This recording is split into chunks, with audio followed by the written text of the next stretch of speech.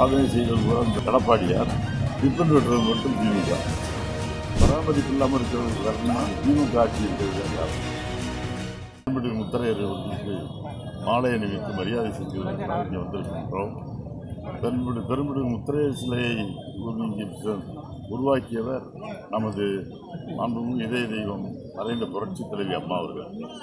அதே போல் அதற்கு இதற்கு பெரும்புடு முத்தரையருடைய மணிமண்டபத்தை கட்டிப்பிடித்தது நமது அண்ணன் எடப்பாடியார் அவர்கள் தான். எடப்பாடியார் அவர்கள் மணிமண்டபத்தை கட்டிப்பிடித்தார்கள். ஆனால் ரிப்பன் வெட்டியது மட்டும் திமுக. எப்பொழுதும் வழக்கம் போல எல்லாம் செய்வதெல்லாம் நமது எடப்பாடியார் கொண்டு வந்த திட்டங்களுக்கெல்லாம் கடைசியாக ரிப்பன் வெட்டினது வேண்டும் இங்கே திமுகவினர் செய்தது பூரா சாதனை செய்தது பூரா எடப்பாடியார், ரிப்பன் வெட்டுறது மட்டும் திமுக.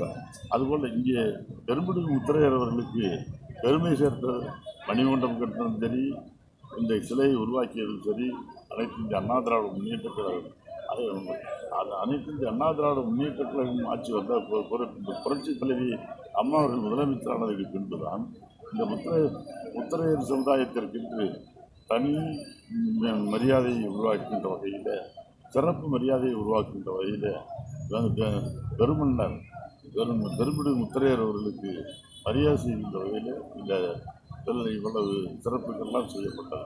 இதுபோன்ற செய்திகளை மேலும் தெரிந்து கொள்ள எங்களது யூடியூப், ஃபேஸ்புக் மற்றும் ட்விட்டர் ஆப்களை சப்ஸ்கிரைப் செய்யவும்.